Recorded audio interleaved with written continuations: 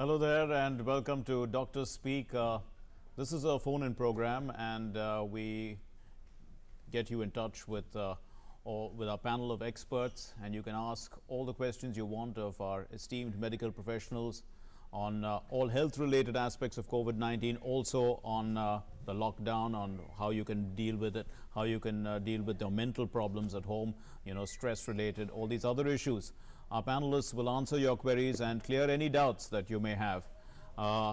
With me is Jyotika. I'm Mark Lin. Over to you, Jyotika. शुक्रिया mark लिन। और doctor speak जहां विशेषज्ञ देते हैं आपके हर सवाल का जवाब, हमारी टेलीफोन लाइंस अब से 1 घंटे के लिए आपके लिए उपलब्ध है। हमारे नंबर्स आप नोट कर लीजिए, वैसे तो आप जानते ही हैं, 011-233-87031 और दूसरा नंबर है 011-2309-7655। तो इन नंबर्स पर आप हमें कॉल कर डॉक्टर्स से कोविड-19 से संबंधित सवाल पूछ सकते हैं, अपनी शंकाओं का समाधान हमसे कर सकते हैं। जो भी आपके मन में क्वेरीज है, जो भी आपके मन में सवाल है, आप पूछ सकते हैं। हमारे साथ एक डॉक्टर्स का पूरा पैनल मौजूद है। तो मार्क, हम बता देते हैं कौन कौन से डॉक्टर्स हमारे साथ हैं। हमारे साथ हैं doctor lieutenant general Ved Chaturvedi हैं, वो हमारे साथ स्काइपी से जुड़े हुए हैं। इम्यूनोलॉजिस्ट हैं गंगाराम हॉस्पिटल से। स्वागत है सर आपका। हमारे साथ डॉक्टर जुगल किशोर हैं, वो भी स्काइपी से हमारे साथ जुड़े हुए हैं, department of community medicine Safdarjung अस्पताल से हैं। डॉक्टर गीता कंपानी है, जूम से हमारे साथ कुछ ही देर में वो जुड़ जाएंगी। वो कंसल्टेंट हैं, professor department of medicine Safdarjung अस्पताल। और स्टूडियो में हमारे साथ है डॉक्टर नीरज निश्चल। बहुत बहुत स्वागत है आपका डॉक्टर नीरज। आप एसोसिएट प्रोफेसर हैं डिपार्टमेंट ऑफ मेडिसिन एम्स से। बहुत शुक्रिया हमारे साथ जुड़ने के लिए।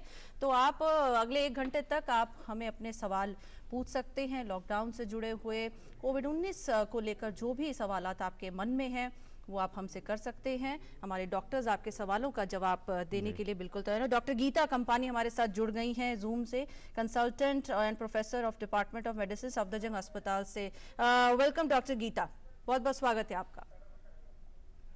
Right, let's begin in fact by asking Dr. Geeta. Ma'am, now the situation is such that people have got used to the lockdown, but they must be more concerned about the problem of being confined and staying at home too long, and that can cause lethargy in your attitudes, in your behavior. There are jokes that go around on Facebook about people putting on too much weight. Yes. And now these are the kind of issues that are at the back of people's minds, so maybe they need to be addressed also. How would you like to address them?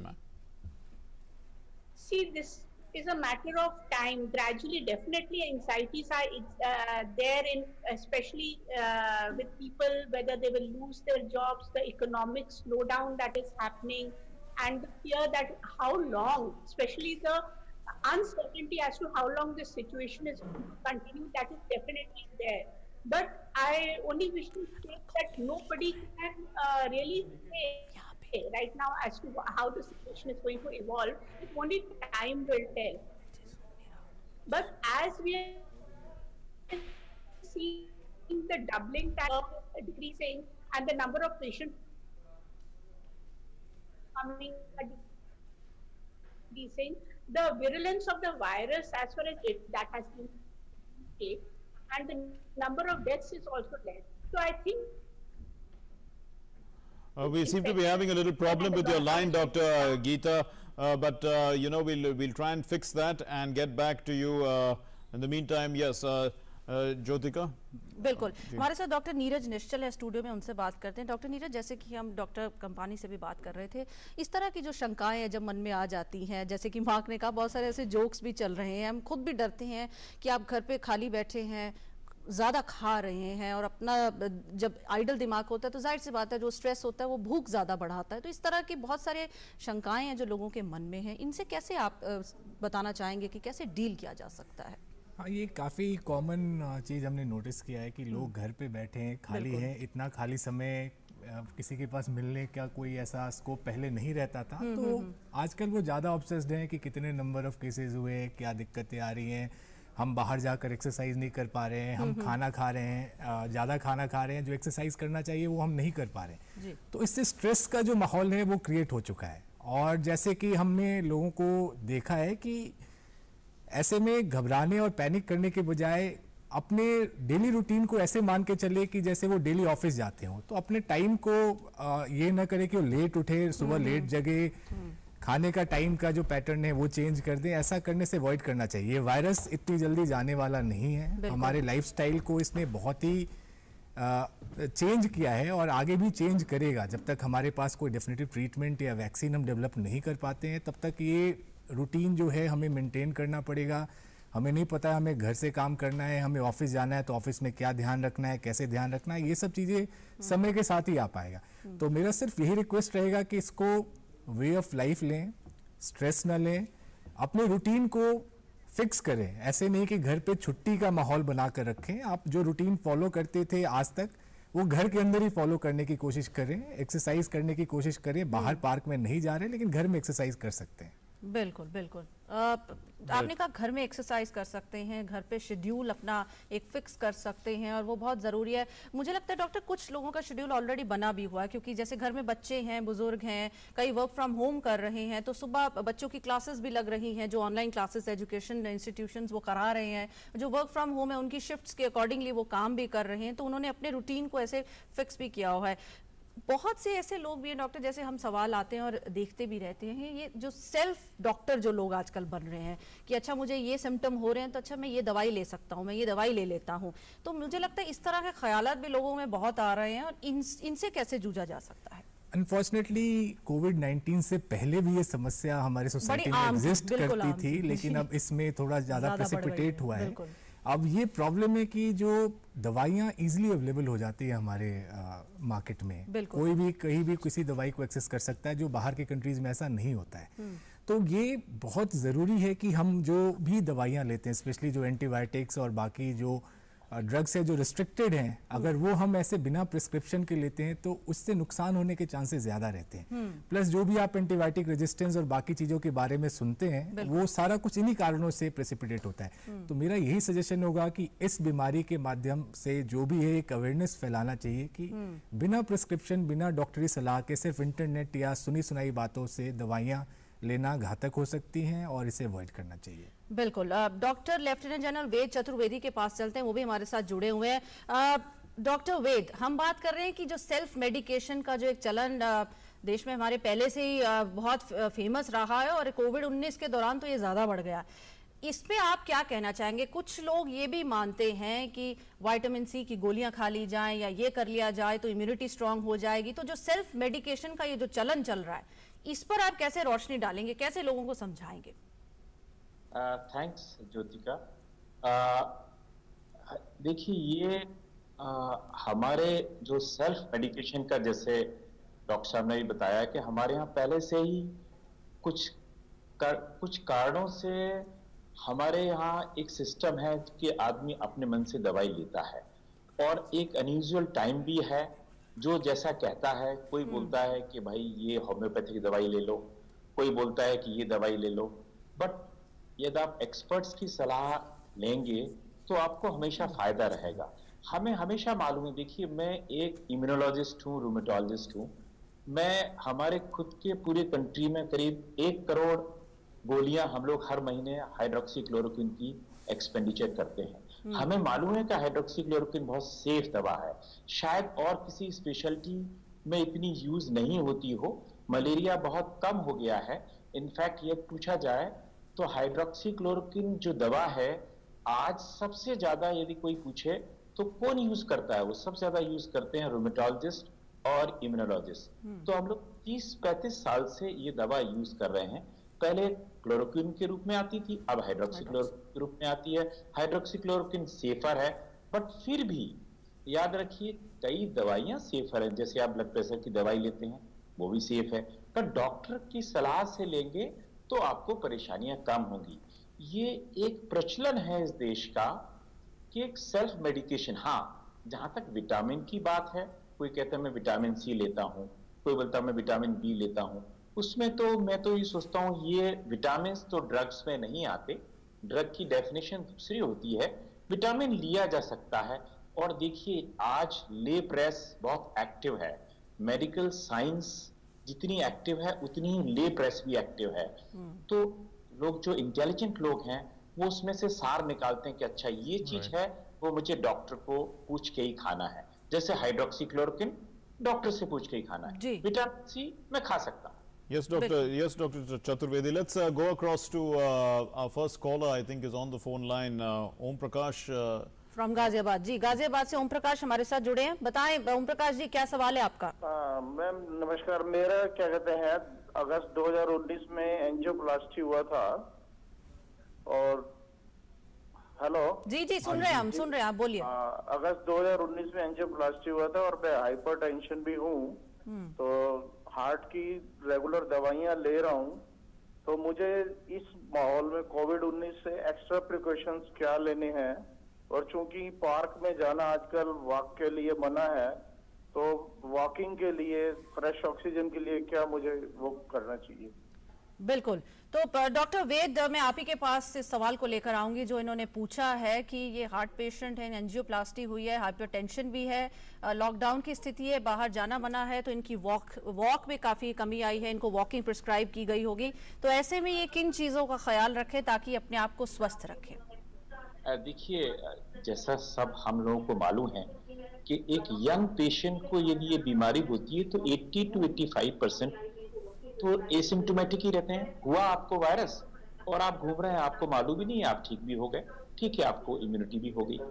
कुछ patient हैं जो कि हमारे patient जिनको heart की problem है, kidney की problem है, या जो वृद्ध हैं, या और किसी कारण से किसी का बोन मैरो ट्रांसप्लांट हुआ है, वो सारी चीजें जहां की आपका इम्यून सिस्टम ऑलरेडी कमजोर है, या तो उम्र के कारण या कोमॉर्बिडिटी के कारण, उन लोगों को हम जरूर बोलते हैं कि भाई जो जो प्रिकॉशन रखने को बोला है। जैसे एक हार्ट अटैक के पेशेंट को उसका जो कार्डियोलॉजिस्ट है वो एडवाइस करता है कि भाई इतने किलोमीटर रोज चलना है। अब वो चूंकि बाहर पॉसिबल नहीं है, और दूसरा परेशानी बाहर जाने में ये भी है कि आपको कोई और संगी साथी मिल जाए तो शायद आपको बात करना पड़ जाए।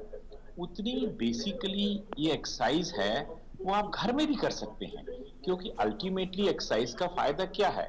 एक्सरसाइज का फायदा यही है ना कि आप उतनी कैलोरी बर्न करते हैं, आपके एंडोर्फिन सीक्रेट होते हैं, आपके कार्डियक वेसल्स डायलेट होते हैं, आपको अच्छा लगता है, आपको डिप्रेशन नहीं होता।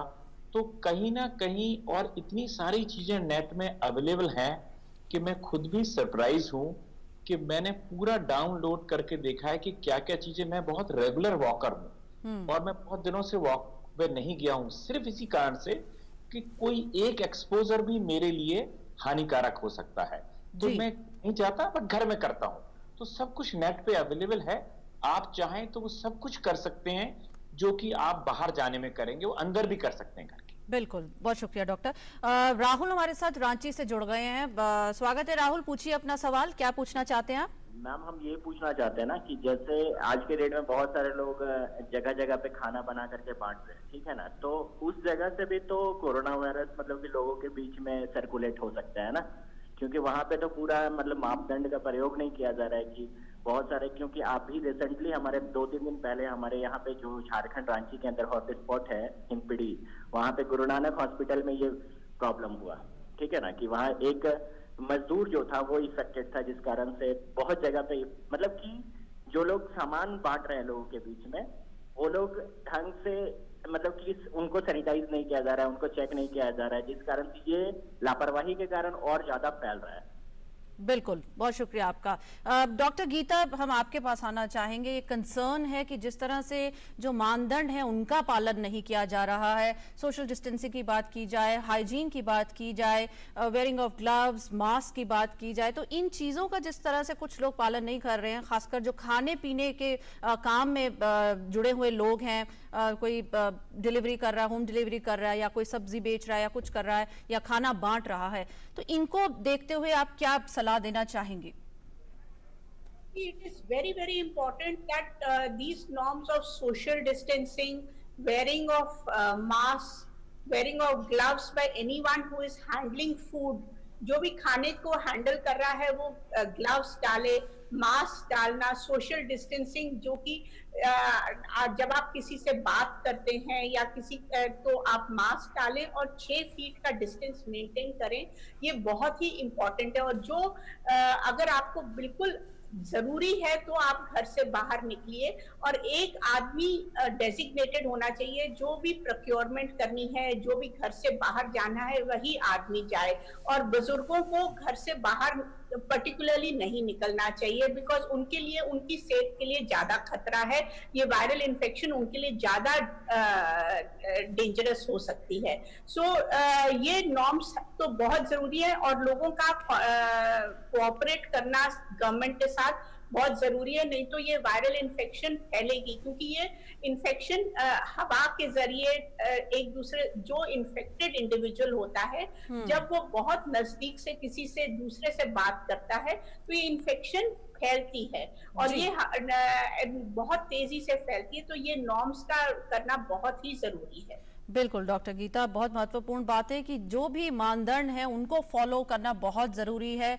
बिना किसी काम के आप घर से ना निकलें, और अपने मास्क पहने, ग्लव्स पहने, और अपने हाथों को समय समय पर धोते रहें 20 सेकंड तक, जैसे कि हम बार बार आपसे सबसे अपील ये कर रहे हैं और सभी कर रहे हैं।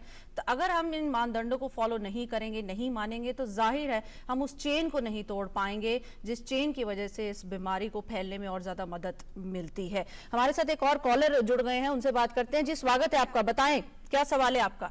मैम, मैं ये जानना चाहता हूँ, मैं 66 साल का हूँ और मैं पहले पार्क में टहलने जाता था। जब से लॉकडाउन हो गया है तब से मैं सब मैम घर के छत पे ऊपर टहलता हूँ, तो हवाएं तेज चलती हैं, क्या उस हवाओं से कोई कोरोना वायरस आ सकता है सब मैम? क्या टहलना उस छत पे सुरक्षित है? बिल्कुल, बहुत शुक्रिया श्याम बाबू जी लखनऊ से आपके सवाल के लिए। डॉक्टर नीरज, आपके पास आना चाहूंगी इस सवाल के साथ। देखिए, ऐसा जो है आउटसाइड हॉस्पिटल, ऐसे हवा में कोरोना वायरस फैलने का कोई इंफॉर्मेशन नहीं है, ऐसा कोई स्टडी प्रूवन नहीं है। छत पे आप जब वॉक पे जाते हैं, क्या आपके कॉलोनी के या आपके बिल्डिंग के क्या और लोग वहाँ पे रहते हैं, नहीं रहते हैं, ये एक इम्पॉर्टेंट फैक्टर है। अगर ऐसे ज़्यादा लोग हैं तो डेफिनेटली आपको डिस्टेंस, इसीलिए डिस्टेंस मेंटेन करने के लिए हम इसीलिए कहते हैं क्योंकि ये वायरस हवा में ज़्यादा दूर तक नहीं जा सकता है, और इसका रेंज मैक्सिमम हम मान के चलते 1 मीटर के आगे जाने के चांसेस इसके नहीं के बराबर रहते हैं कंट्रोल इन्वायरमेंट में, ऐसे माहौल में। इसलिए हवा के थ्रू आपको ये इन्फेक्शन छत पे जाने से हो जाएगा, ऐसा मेरा मानना नहीं है कि ऐसा नहीं होना चाहिए, अगर आप एडिक्वेट सोशल डिस्टेंसिंग और बाकी चीज़ें मेंटेन करके रखते हैं तो। बिल्कुल, मेरे ख्याल से Dr. Nishchal, there are some questions that are coming in also on Facebook, so let me ask a few of these questions. One question has already been answered about oxygen. How do you get oxygen? The other question is, how do we detect this fast detection of the virus? There's an article apparently that claims IIT Roorkee has developed X-ray scanning. Can the virus be detected through X-ray scanning? So again, all I will request that a lot of information is there on internet and media, but these all are experimental things. So just reading something and that is turned into a practicality is not always possible. So there are numerous techniques which are being tried to expedite the diagnosis of this disease, but at the moment we have RT-PCR test, which is the standard way of diagnosing this disease. Apart from that, we don't have at the moment any technique which can expedite this particular diagnosis of this disease. So a lot of information is there. All I will say, do not take everything on face value, because from practical to theory, it's really difficult to interpret everything. Dr. Ved Prakash, I'll ask you the next question is, after the initial success of plasma therapy, has it been tested on many people? What do you think is the future of this, and what's the success rate? Thanks, Marlin. I think very pertinent question, because we are searching in any pandemic, since nothing works and no big trials are available. Whether, if you ask me in a scientific forum as an immunologist, tell me one good study on any other drug, whether it is hydroxychloroquine or it is antiviral drugs or azithromycin. Not a single drug or not a single modality has been tried, has a good trial, which we call it as a good trial. Now, plasma therapy, coming to specific question of plasma therapy, look, India as a country, not many countries are there which has a very good blood banking system. India has a wide network of blood banking system thanks to our age old, about more than 150 years medical education in this country. So we are very good in making plasma. Plasma is very simple, very cheap. Yes, it should not be indiscriminately used, as yesterday also it was discussed by the ICMR that we first do a trial. But yes, this is my own personal view, this is the cheapest therapy, and this therapy is there for 100 years. So we have a therapy which is 100-year-old for many other diseases. We have a good network of the blood banking system. So the safety, it is like giving a blood transfusion. A blood transfusion is safe, so as the plasma therapy. Yes, it should be supervised. Okay, by Dr. Ved, I beg your pardon, Dr. Nishad, you wanted to add on this? Yes. Yeah, please, so quickly. like sir said, ki plasma therapy has been there for numerous other infectious disease and had been used in the past. But what we have to understand that for success of plasma therapy, the antibody titer in that plasma, that will determine whether it's going to be effective or not. What sort of patient you are selecting for giving this plasma therapy, again that's very important. If you are giving in the sickest of sick, I don't know it's going to act, because the mechanism with which this plasma acts is usually neutralizing the virus, and by that doing that it may dampen the cytokine storm, which may not be case with each and every patient. So projecting plasma therapy as the treatment which is going to change everything is slightly fraught with danger, and I will strongly suggest that without a randomized control trial we cannot and should not hop on this particular therapy which is being projected at the moment. जी, हमारे साथ एक collar जुड़े हैं, पीयूष हैं प्रयागराज से। पीयूष, स्वागत है आपका, पूछिए अपना सवाल। जी मैडम, मैं दो चीजें जानना चाह रहा हूँ। एक तो जब हम लोग मार्केट से सब्जी खरीदते हैं, या सब्जी मान लीजिए हमारे गेट पे आती हम लेते हैं, तो क्या उस सब्जी का हम डायरेक्टली यूज कर सकते हैं, या उसके लिए किसी हमें ट्रीटमेंट की जरूरत है? एक चीज। दूसरी चीज, जो हम मेडिसिन मार्केट से खरीद के लेके आ रहे हैं लाइफ सेविंग ड्रग्स के रूप में या बीपी की जिसकी भी, क्या उस पर भी हमें कोई ट्रीटमेंट करने की जरूरत है, उसे सैनिटाइज करने की जरूरत है? जी बिल्कुल, शुक्रिया आपका। तो डॉक्टर नीरज, अगर आप इसका जवाब देना चाहें। जो भी चीज़ हम बाहर से लेकर आ रहे हैं, जो मल्टीपल लोगों ने टच किया हो, ऐसे चांसेस हैं, तो डेफिनेटली हमें जो नॉर्मल रूटीन केयर लेने की बात हम करते हैं, जैसे सब्जी आप लेकर आ रहे हैं तो उसे पानी से धो ले। सब्जी नॉर्मली हम कच्चा नॉर्मली खाते नहीं है, उसे पकाने के बाद ही खाते हैं। तो एक बार अगर वेजिटेबल को कुक कर दिया तो डेफिनेटली जो भी इन्फेक्शन उसमें होगा उसके होने के चांसेस नहीं है। जो मेडिसिन की आप बात कर रहे हैं, जो भी कंटेनर जो बाहर आप या पॉलीथीन में लेके आ रहे हैं या पेपर बैग में लेके आ रहे हैं, डेफिनेटली उसको डिस्कार्ड कर दीजिए। बॉटल को आप चाहें तो क्लीन कर लीजिए सैनिटाइजर से, जो आप नॉर्मली यूज़ करते हैं। और जो दवाई एक्चुअल में जो आप खा रहे हैं वो तो बॉटल के अंदर है, तो उसमें इन्फेक्शन होने के चांसेस नहीं है। तो बेसिक आइडिया है कि आप अपना कॉमन सेंस यूज़ करें कि जो सरफेस अगर आपको लगता है कॉन्टेमिनेट हो सकता है उसको आप साफ रखें। लेकिन जो खाने की बात है, अगर खाने में सैनिटाइजर लगाएं तो वो फिर वो एडवाइजेबल नहीं होगा। बिल्कुल। डॉक्टर कीतल, कम टू यू। एक क्वेश्चन हमारे पास ऑनलाइन आया है कि how far is corona vaccine? Trials are going on and they have entered into phase 1 human trials also. लेकिन कितना समय लगेगा ये कोई कह नहीं सकता, but I think by early 2021 the vaccine should be there for use for human beings. But normally vaccine काफी टाइम लेती है तैयार होने में, as was seen in other influenza vaccines. But since corona vaccine के लिए काफी तेजी से काम चल रहा है, so maybe by early 2021 the vaccine will be there in the market. बिल्कुल, शुक्रिया डॉक्टर गीता। और एक कॉलर और हमारे साथ जुड़ गए हैं, संकल्प हैं जयपुर से। जी संकल्प, पूछिए अपना सवाल। मैम नमस्कार। नमस्कार मैम, मैं पूछना चाह रहा हूँ, दो क्वेश्चन है मेरे पास। एक तो जैसे अपन लोग हिंदी में सोशल डिस्टेंसिंग को जो इस्तेमाल करते हैं, और उसके अलावा अपन लोग क्वारंटाइन वर्ड का इस्तेमाल करते हैं, तो अपनी जनता गांव में रहती है, एग्रीकल्चर करती है, कृषि उत्पाद करती है, तो उनको ये दो शब्द कभी समझ में नहीं आते।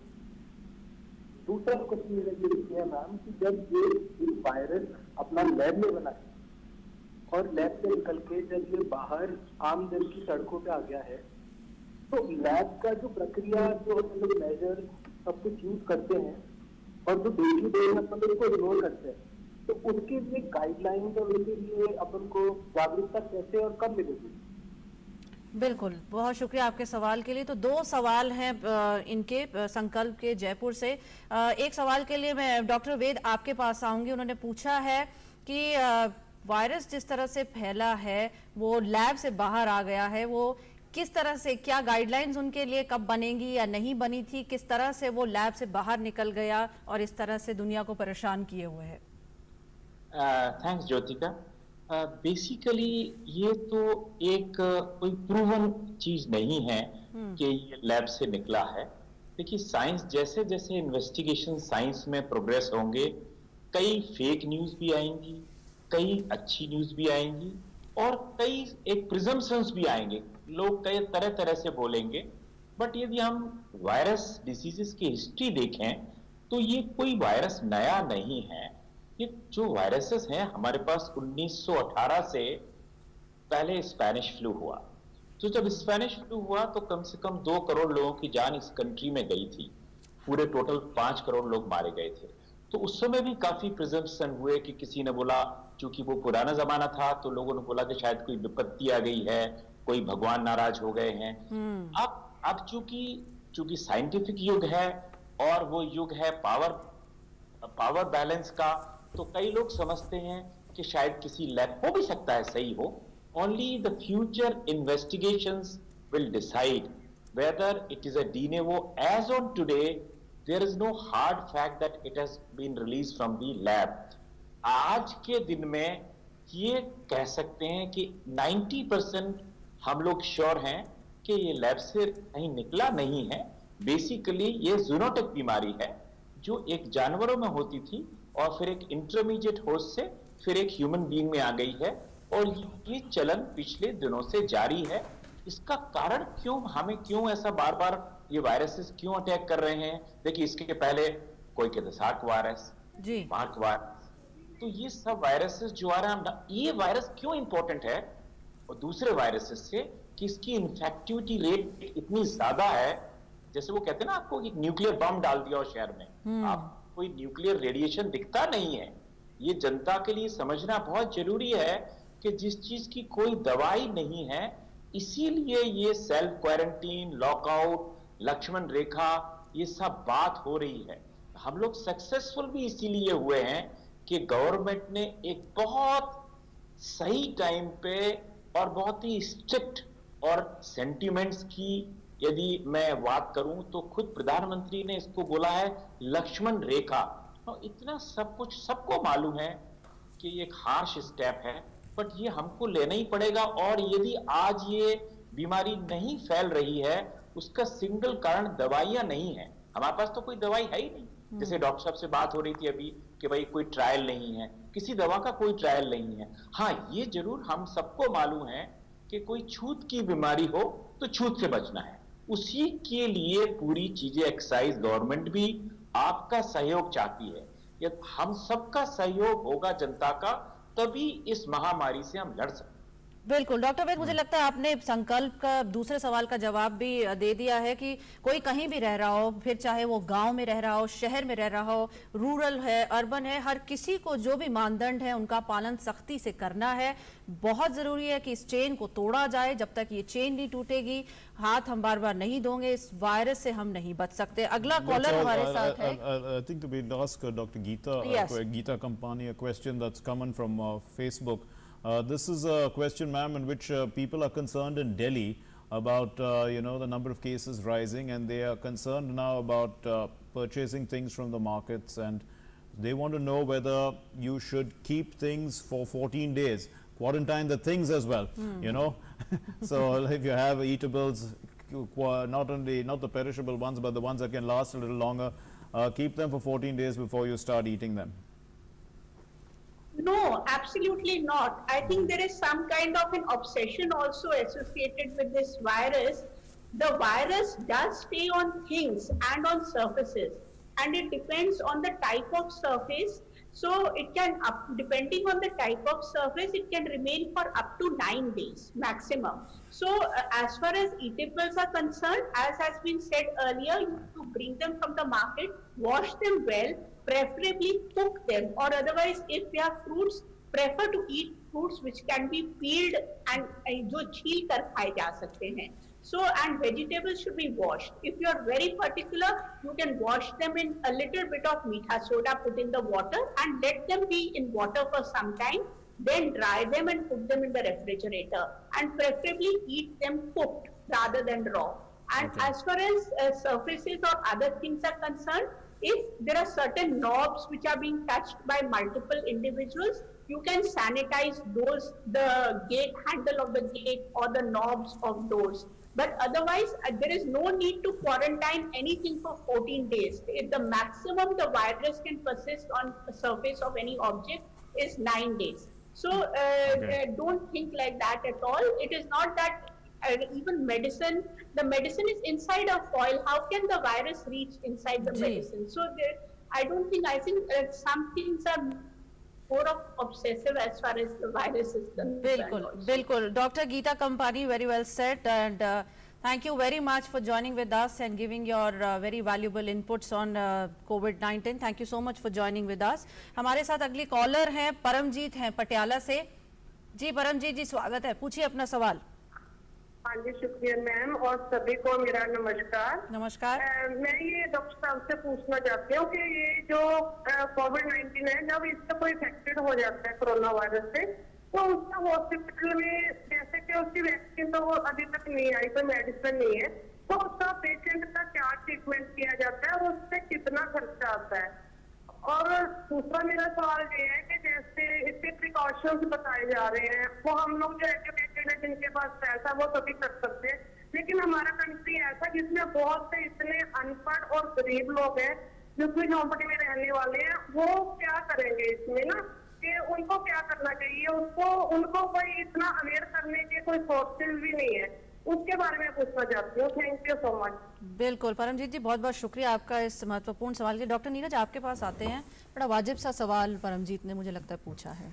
जहाँ तक ट्रीटमेंट की बात है कि हम पिछले 2 महीने से शायद यही बता रहे हैं कि इसका कोई डेफिनेटिव इलाज नहीं होता है. जो भी हम ट्रीटमेंट करते हैं वो पेशेंट के सिम्टम पे डिपेंड करता है कि किस सिम्टम के साथ पेशेंट आए. पेशेंट को अगर बुखार है तो बुखार की दवाई देंगे, वॉमिटिंग टेंडेंसी है, एसिडिटी जैसी फीलिंग हो रही है तो उसके अनुसार उसके लिए दवाई देंगे.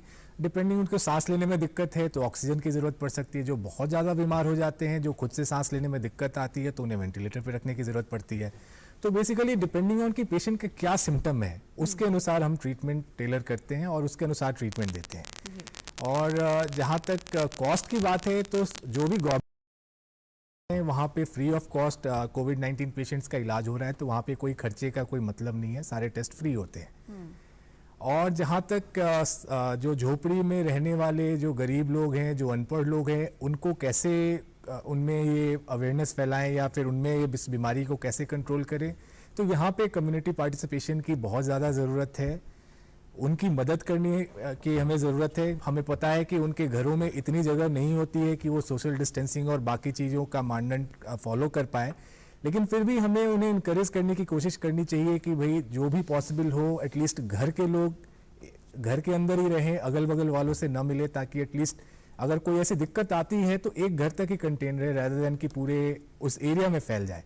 तो इसलिए ये बेसिक चीज़ें आप गरीब अनपढ़ होने के बाद भी फॉलो कर सकते हैं. ऐसा इसमें साक्षरता या आपका रिच और पुअर होने से कोई फर्क नहीं पड़ता. ये आपके बिहेवियर डिसाइड करेगा कि आप इसको कैसे कंट्रोल करना चाहेंगे. बिल्कुल, एक सकारात्मक सोच के साथ अगर हम इस लड़ाई को लड़ेंगे तो जाहिर है बहुत जल्द हम इस लड़ाई पर जीत हासिल कर लेंगे. डॉक्टर वेद, आपके पास आना चाहेंगे. एक ऑनलाइन क्वेश्चन हमारे पास आया है, वो पूछना चाहूंगी कि एक हमारे साथी पूछना चाह रहे हैं कि स्कूल जब खुलेंगे कोविड-19 के बाद, तो क्या प्रिकॉशंस लेनी होंगी बच्चों को लेकर जिनकी इम्यूनिटी कम भी होती है, क्योंकि ऐसे में कहा जा रहा है कि बच्चों को और बुजुर्गों को खास ध्यान रखना होगा. बहुत पर्टिनेंट सवाल है ज्योतिका, बिकॉज जिनके बच्चे हैं वो चिंतित रहते हैं, और आज नहीं तो कल ये अनलॉकिंग की जब प्रक्रिया शुरू होगी तो इस पे बहुत कुछ सोच विचार करके हम सबको बैठ के ये कार्यक्रम करना पड़ेगा. देखिए, बहुत से बच्चों को वैक्सीनेशन ड्यू है, वो वैक्सीनेशन के ऊपर सवाल आएंगे. पेरेंट्स पूछेंगे वैक्सीनेशन लेना है कि वैक्सीनेशन नहीं लेना है. जो टीचर है वो अलग सवाल करेगी कि ये इस क्लास में 60 लोग बच्चे बैठते हैं, तो क्या इन 60 बच्चों को अलग अलग डिवाइड किया जाए. ये सब सवाल आएंगे। जो कॉमन सेंस की हम चर्चा कर रहे हैं पिछले 20-30 मिनट से, वही सब इस्तेमाल हमको भी करना पड़ेगा। ये बात जरूर है कि हमको, जब हम लोग कभी कभी जापान या कहीं जाया करते थे तो हम देखते थे कि उनके कल्चर में है कि वो लोग मास्क पहनते हैं। बिल्कुल। ये कैसे कल्चर में आया हमें नहीं मालूम, बट ये बात जरूर है कि बुद्ध और जैन धर्म का एक बहुत बड़ा नाता है। जो भी इसकी हिस्ट्री रही हो, जब मास्क की बात है तो एक हमें अपने बच्चों के लिए एक फैशन में लाना पड़ेगा मास्क, जो कि बहुत कंफर्टेबल मास्क हो, पहली चीज, थोड़े कलरफुल मास्क हो, और ये कंट्री बड़ी इनोवेटिव है। कई लोग बहुत सोच समझ के ये बनाया जा सकता है जो मास्क बहुत कंफर्टेबल हो। एक तो मास्क का यूज हमको एक्सटेंसिवली सिखाना पड़ेगा, टीचर्स को भी और बच्चों को भी, और जो स्टाफ जो इसको डील कर रहा है। जैसे अभी बात हो रही थी कभी कभी कि हमें इसमें ज्यादा पैसा नहीं लगता, पर इसमें थोड़ी अकल लगती है। जैसे पहले एक जमाने में हम लोग सर्जिकल मास्क के पीछे घूमा करते थे, तो मैंने उस दिन अपने जावड़ेकर साहब को देखा कि वो मास्क कैसे बनाते हैं घर में। तो मेरा मतलब है कि इसमें है कि मास्क घर में बनाया जा सकता है और मास्क का यूज अच्छी तरह सिखाया जा सकता है, और मास्क कितने दिन तक पहनना है और उसको कब धोना है घर में आके, और उसको कब यूज करना है। हम कई और चीजें भी तो यूज करते हैं अपने अंडरगारमेंट से, ऐसा ही हमें मास्क को अपने जीवन में लाना है। दूसरा चीज इज दी साबुन। ना साबुन सस्ता है सैनिटाइजर से। देखिए सैनिटाइजर 70% अल्कोहल कोई बहुत बड़ी महंगी चीज नहीं है, बट जिस चीज का कमर्शलाइजेशन होता है वो महंगी होती चली जाती है। यदि कोई कंपनी या हम इसको सैनिटाइजेशन इश्यू को, सैनिटाइजर इशू को एक ऐसा करें कि एक बहुत बड़ी गवर्नमेंट की कंपनी कोई सैनिटाइजर्स बनाने लगे, 70% अल्कोहल चाहिए हमें, कोई और बहुत चीजें नहीं चाहिए, और वो सब चीप सप्लाई स्कूल को की जा सकती है, एंड स्कूल बच्चों को इशू कर सकता है, और जहां जहां वो कंटैक्ट्स हैं वहां रखे जा सकते हैं। कल मैं एक व्हाट्सएप में देख रहा था कि किसी इंडियन ने ही यूके में शायद एक चीज बनाई है कि हम कैसे दरवाजे खोलते हैं, कैसे वो करते हैं। तो ये छोटी छोटी प्रक्रिया हम अपने बच्चों को भी सिखा सकते हैं। So basically it will be a health education. If you educate your child, educate your teacher, and gradually पूरे समाज की एजुकेशन होगी। ज्योतिका, मैं तो यही कह सकता हूँ। बिल्कुल, आपने सही कहा, वाजिब जवाब। रेखा हमारे साथ जुड़ी हैं गोवा से। रेखा, पूछिए अपना सवाल। Good afternoon madam. Good afternoon doctor. Good afternoon. Yes Rekha, please ask your question. हाँ, कि आज तक हम कोविड-19 के प्राइमरी सिम्टम्स के बारे में ज्यादा डिस्कस करते हैं, जैसे कि ड्राई कफ है, फीवर है, या शॉर्टनेस ऑफ ब्रीथिंग है। तो मैं ये जानना चाहती हूँ कि ये जब सीवियर स्टेज में चला जाता है तो एग्जैक्टली क्या होता है इन ह्यूमन बॉडी, और वो सीवियर स्टेज में पेशेंट का क्या ट्रीटमेंट होता है, और अगर डेथ भी होती है तो डेथ का कारण क्या है, जैसे मल्टीपल ऑर्गन फेलियर और हार्ट, ये जानना चाहती हूँ। जी, शुक्रिया आपके सवाल के लिए। और हमारे साथ डॉक्टर जुगल किशोर भी जुड़ गए हैं, department of community medicine Safdarjung अस्पताल से। स्वागत है डॉक्टर किशोर आपका। आप ही से ये सवाल पूछती हूँ, एक कॉलर हमारे साथ जुड़ी हैं गोवा से, वो जानना चाह रही हैं कि जो सिम्टम्स होते हैं कोविड-19 के, जैसे ड्राई कफ है, फीवर है, सांस लेने में तकलीफ है, तो जब कोई कोरोना पॉजिटिव हो जाता है तो ये जो सिम्टम्स हैं ये और बढ़ जाते हैं, या क्या सिम्टम्स होते हैं जब सीवियर हो जाता है, ये वो जानना चाह रही हैं। ये बहुत अच्छा क्वेश्चन है कि सिर्फ हम यही सिंपल सिम्टम्स बताते हैं कि ये अगर हो तो आप डॉक्टर के पास जाएं। उसके बाद में अगर जो भी उसको सांस की तकलीफ होगी और उसको सांस में जितना तकलीफ बढ़ती जाएगी वो इंडिकेट करता है कि उसको कितना लंग इन्वॉल्व है, उसका जो चेस्ट में लंग्स है वो कितने इन्वॉल्व हो गए, और उसमें फीवर बहुत तेज होता है, सांस में बहुत तकलीफ होती है, और उसको क्योंकि रेस्पिरेशन में फर्क है, ऑक्सीजनेशन ठीक से नहीं हो पाता, तो उसकी वजह से वो बहुत हाइपोक्सिक फील करता है, टॉक्सिक सिम्टम्स उसको आ जाते हैं। इसके अलावा उसको और भी परेशानियां हो सकती हैं, जैसे कि अगर ऑक्सीजन पूरे शरीर में ना जाए तो bluish colouration, discolouration of face और बॉडी भी हो जाता है। उन्होंने एक क्वेश्चन और पूछा कि डेथ का कारण क्या है, तो निमोनिया ही सबसे मेजर इशू होता है, लेकिन अगर उसको साथ में एक दिल की बीमारी है या किडनी की प्रॉब्लम है तो वो भी उसमें इफेक्ट हो जाती है। और डेथ उन्हीं लोगों में ज़्यादा पाई गई जिनमें सेकेंडरी या कोमॉर्बिड कंडीशन है, तो सारा मल्टी ऑर्गन फेलियर उसमें हो सकता है। लेकिन अगर किसी को और दूसरी बीमारियां नहीं है तो मेन कारण किसी व्यक्ति के मरने का निमोनिया ही होता है। जी डॉक्टर जुगल, आपने मुझे लगता है दूसरा सवाल का जवाब भी दे दिया। रेखा जी को जानना चाह रही थी। Dr. Kishore, one more question is that, you know, we have so many asymptomatic cases. Now, these asymptomatic cases, are they just the early symptoms of the case so they don't feel it? Or, you know, over a period of time, will they start feeling the symptoms? How do we define whether the person is asymptomatic or the early stages of symptoms? ये भी बहुत अच्छा question है sir. Asymptomatic का मतलब है कि जब हमारे बॉडी के अंदर वायरस ग्रो करना शुरू करता है और उसकी एक लेवल जब बॉडी के अंदर हो जाती है, मतलब कि नंबर ऑफ वायरसेस बढ़ जाते हैं, तब वो अपीयर होता है कि उसको अगर हम टेस्ट करें तो वो पॉजिटिव हो सकता है, लेकिन शायद साइन सिम्टम ना हो। तो उस पीरियड में उसको लेटेंट पीरियड कहते हैं, और जब साइन सिम्टम शुरू होते हैं तो इंक्यूबेशन पीरियड कहते हैं।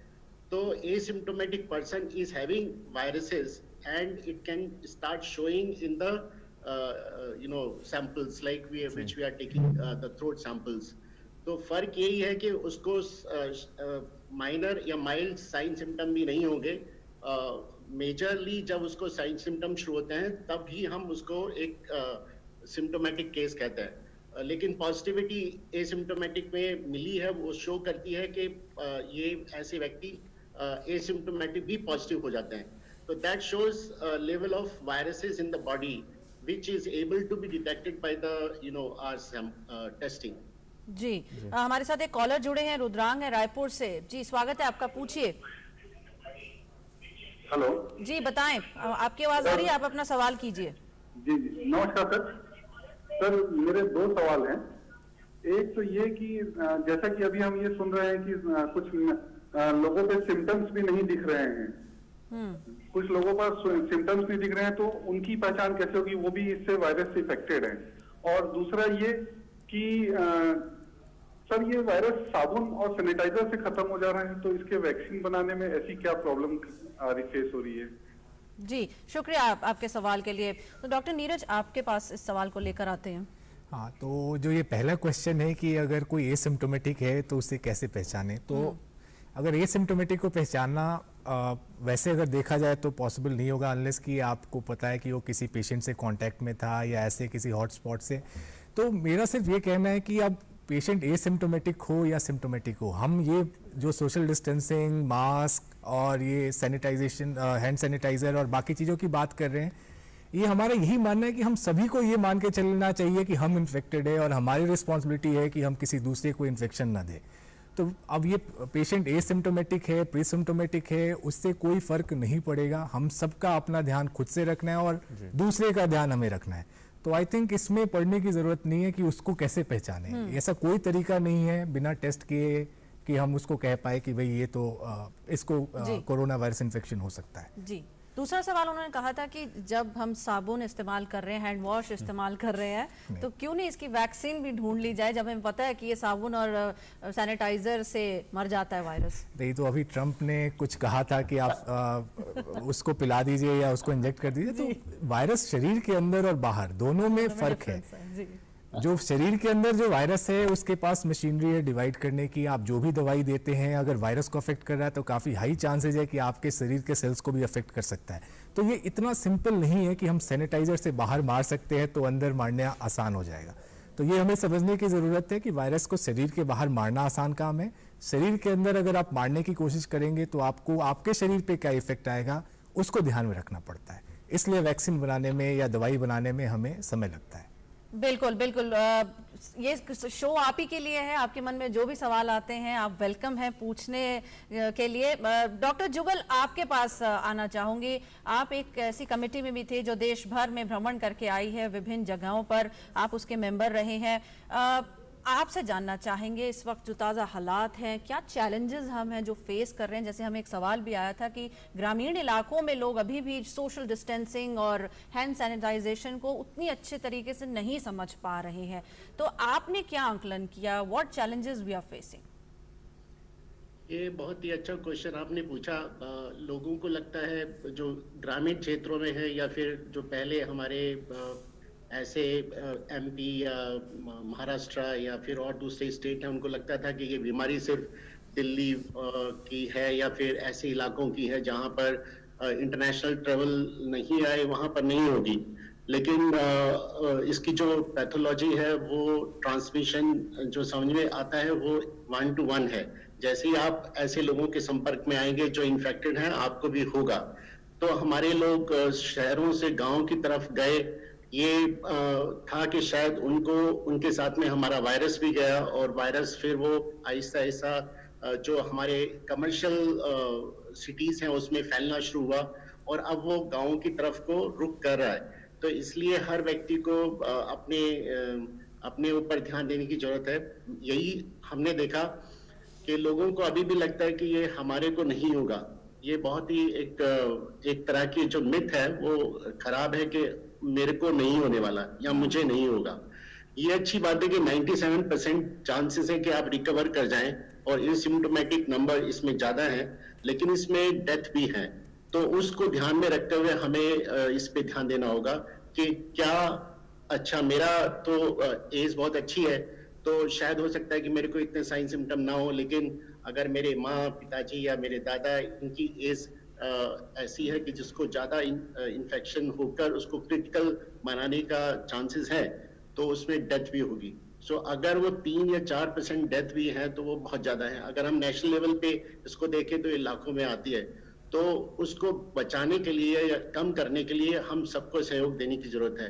तो अभी हमने ये देखा कि जो हमारा एडमिनिस्ट्रेशन इतनी तैयारियां कर रहा है या कोशिश कर रहा है, उसमें हमारे जो लोग हैं या कम्युनिटी है उसका पार्टिसिपेशन बहुत कम है। लॉकडाउन अगर हम देखें तो लोगों ने अच्छे से पालन नहीं किया। हर जगह देखा कि वो तोड़ रहे हैं और फिर बहुत सख्ती से उस पर पालन करने की जरूरत पड़ी, तो वो आपने बहुत देखा होगा। तो जब तक कम्युनिटी अपनी रिस्पॉन्सिबिलिटी नहीं समझेगी तो हमने देखा कि बहुत मुश्किल है एडमिनिस्ट्रेशन को पूरा लागू करना।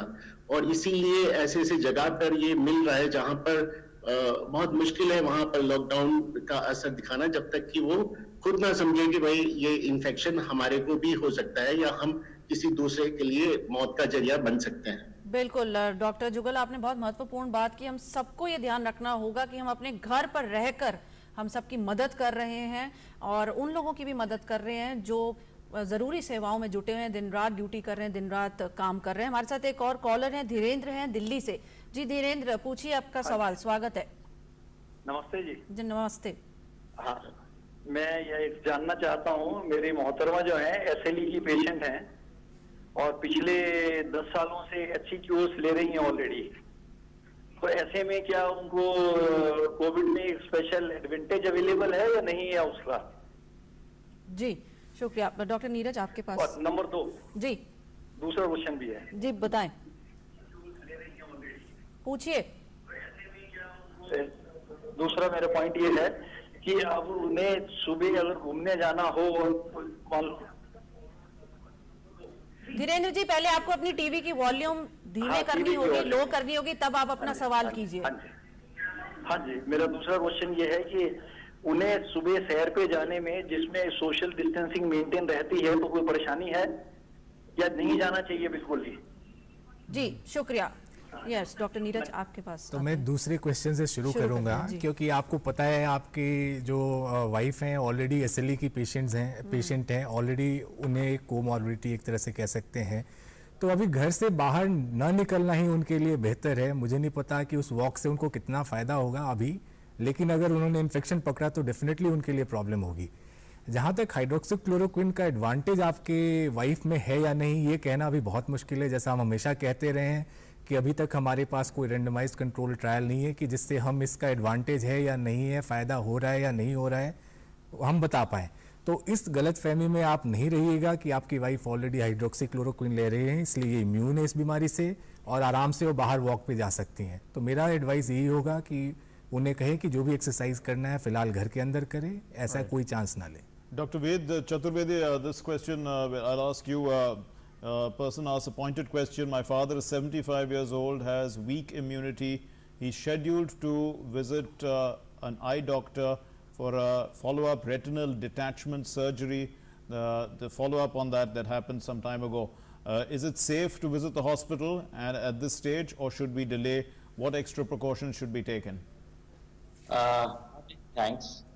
What I understand that he wants to know कि मेरे फादर की retinal detachment हुआ था और फॉलोअप के लिए मैं ड्यू हूँ और मुझे जाना चाहिए कि नहीं जाना। बिल्कुल।